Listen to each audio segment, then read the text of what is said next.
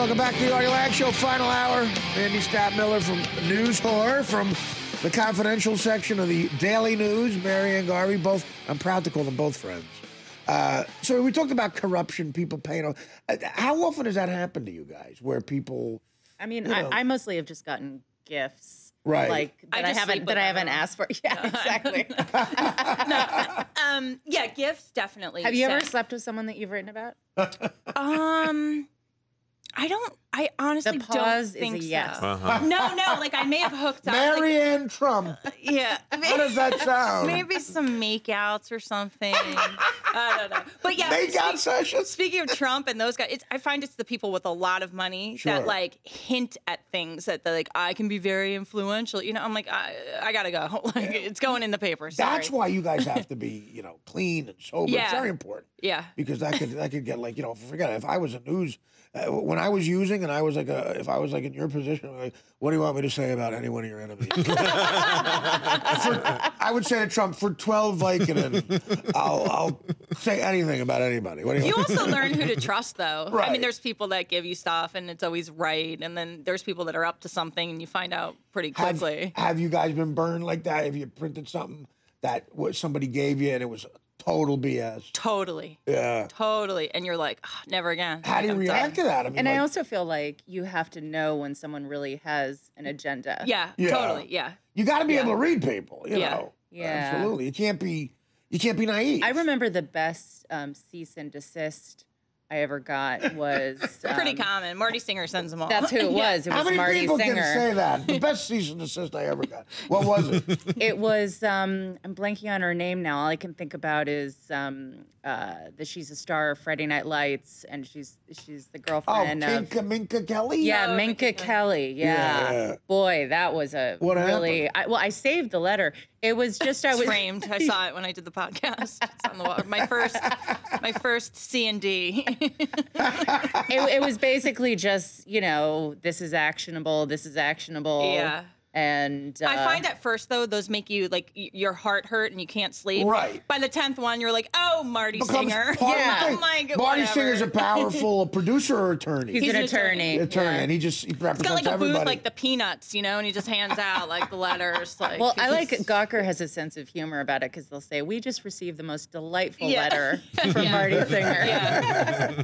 And he reps a lot of these people. Oh, yeah. Okay. He's, like, the go-to for the quickie letter. Tom Cruise, So do you shame people as liars the way that Page Six used to? Because Page Six would have a Call kind someone of a liar. Oh yeah, for like a blatantly. publicist who if had they got said a story wrong, I just forget about them if it's a big deal and I don't deal with them anymore. Like I have an interesting one, like Jennifer Lawrence, right? She says whatever, whatever. So she's going to come out and say it. So I had a story a few weeks ago that she was on the red carpet at something and she had gas pains, went to the hospital. I read that myself. And I was like, oh, she's got really bad gas or whatever. Her publicist lies.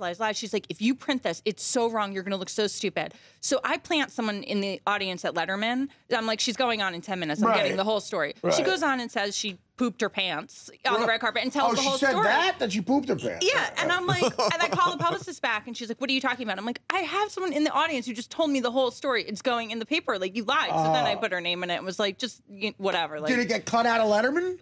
No, it aired. They left it in. that's some sweet smell of success. I was just like, What is that smell? But like, work with me. Like, the girl's obviously funny. I'm not trying to ruin her life. She's gonna talk about it. I think she's great. Yeah. And look, But don't you love the mind of Marianne that she planted the person I'm like, in she's Letterman? on her way to Letterman. That's so I'm like, great. well, I I'm surprised you gotta guys don't get do that some more often because it's a good thing because they tape a lot of people think those shows are live. They tape it 6 hours before it airs. I was like, oh. That's cool. But then I get stuck on I'm like, why do I care about this so much? But then I'm like, I'm going to catch her out there. You're doing your job. It's like, it's fun, right? Isn't it funny? You're in the heart of the world, like New York City, and, you're writing.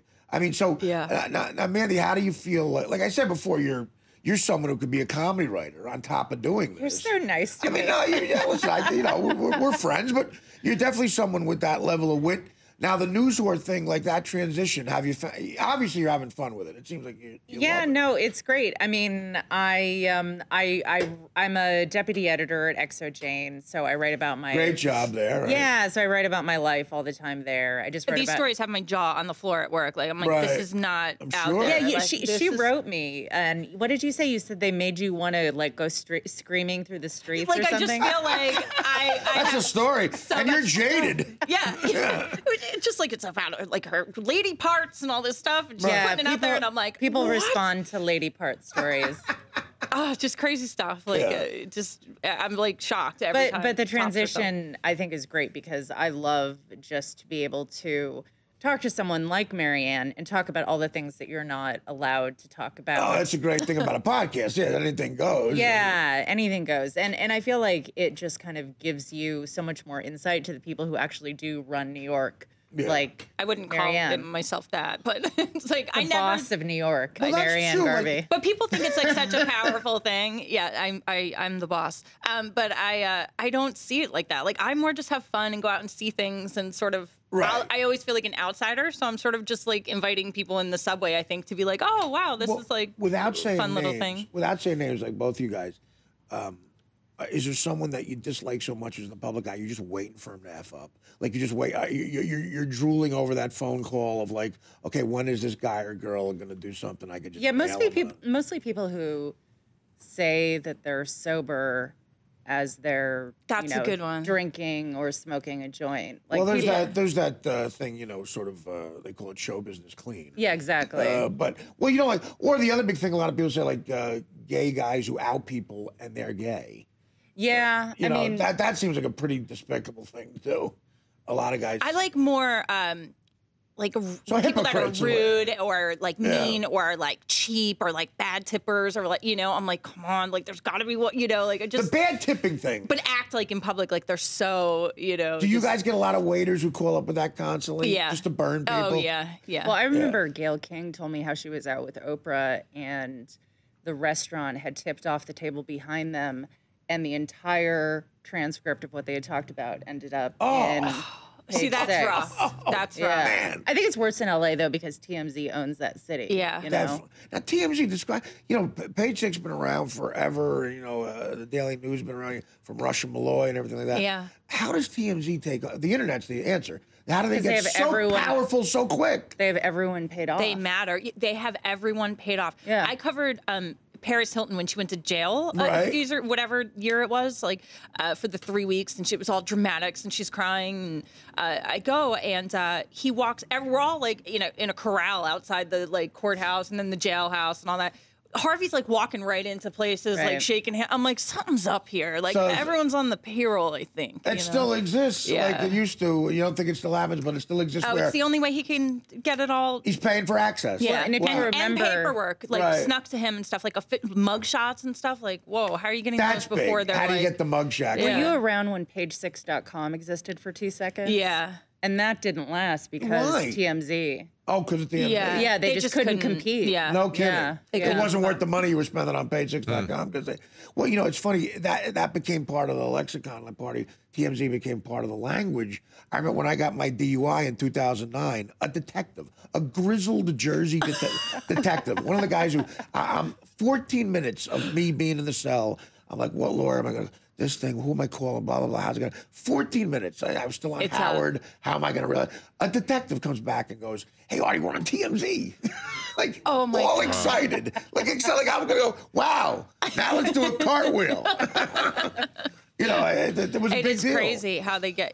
They have access to everyone in LA. I also think in New York that doesn't really work because people don't want to be chased down the street like I did to you, with a camera. Well, I know. You didn't say, I walked right into you. It was like, that was a while ago. Yeah. But I think here people are not going to put up with that. They're going to be like, get out of my face. In LA you sort of expect it, I think. But Who's been the rudest celebrity to you? I got in a fight with Gina Gershon. I talked about that on your A podcast. fist fight? Right.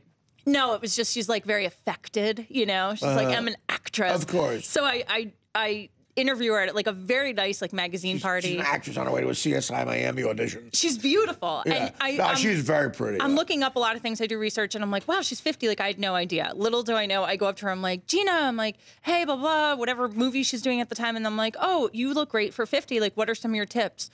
Like, it was the monster, 50, the mask fell off. And she goes, the accent was from, like, she didn't have it earlier, you know? And she's like, how dare you Cruella de Vil. Oh, was she Joan Crawford? And I go, tell you how old you are? You didn't know? I was like, it's right here. And then she flipped out. I'm trying to be like cute and funny, and she's not having it. Next time you should tell her weight. You look great for someone who's 100. And she shut it right down. She shut it right down. You're 50 years old, Gina. Remember we met at your retirement party 20 years ago? I'll really aggravate her. Well, what about you, man? Do you have somebody you could who's say? been rude to me? Yeah, I mean, well, I know that when I went up to King Kong of it. When, I like the rudeness. When I went up to Chris Noth, Mr. Big. Yeah. Yeah.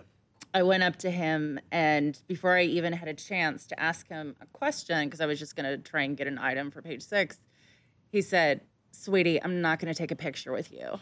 Oh. And I was just like, God. whoa. Said that to the wrong person. That's such a good T-shirt. Like, you should, like, it would be so good. Here's an example. Here's my example of the biggest a-hole actor ever. Like, say we're backstage somewhere, and just Mandy, you just say, Mr. Lange, excuse me. Mr. Lange, excuse Thank me. you. Thank you. Thank you so much. Thank you. See, you have access to all this stuff. It's so great. What I would do to see the stuff you see. Your Tom Cruise story? Yeah, I know. Well, I have to say, and I don't want to say this to embarrass Adam Carolla, but it was before his podcast blew up, but I was interviewing him for nypost.com. Right. And someone came up, and he was with an entire entourage, and they just wanted him to hold a picture taking. Oh, that's so great. That's awesome. So great. That is awesome. Yeah, and Louis C.K. tells a story like that too, I think. But yeah, it is kind of funny to see, especially when they've got the two publicists and Bieber's got a big entourage at Saturday Night Live once. He had someone, literally no joke, and I did an item on it. He had a pizza holder who was giving him the pizza to bite. And I'm not kidding. Putting it back on the plate. That, you're begging and following him. You're begging for it if you do. That happened to me. Delicious. I had a friend of mine got me ringside seats at an Oscar De La Hoya boxing match at the Garden about 12 years ago. So I'm sitting there by myself, and for a while, some people would say, hey, Artie, could we take a picture? And I would take a picture with them. Then Conan O'Brien came by. And it became like they didn't want a picture of me, they just wanted a picture of Conan. Say, hey, Conan, can we take a picture? And Matthew Broderick came by. Then eventually it became people saying to me, hey, could you take a picture of me, Matthew Broderick and Conan? And I saw the evolution of fame to non-fame in 10 minutes. Well, I mean, it's an interesting, fulfilling life you lead. But have you ever felt in danger? You ever feel like you're the first time you ever talked about me was the whole Andy Dick thing when Howard Stern played that back at the roast. Yeah, in 2006 when he actually bit my hand.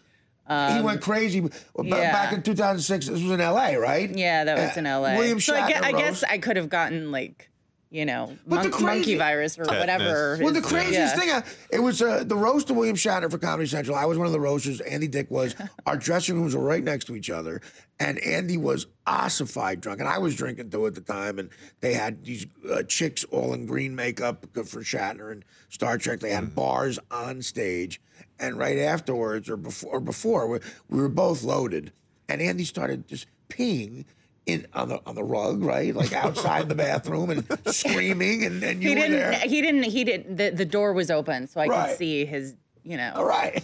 His wonderfulness. Yeah. But it was funny you were talking about how if you were, I would actually like to see Marianne send you out as a gossip reporter. I think that would be kind of hilarious. I'm sure people would open up like crazy. But the way that you were saying, notepad and a pencil for Artie. Yeah, totally. It'd be so great.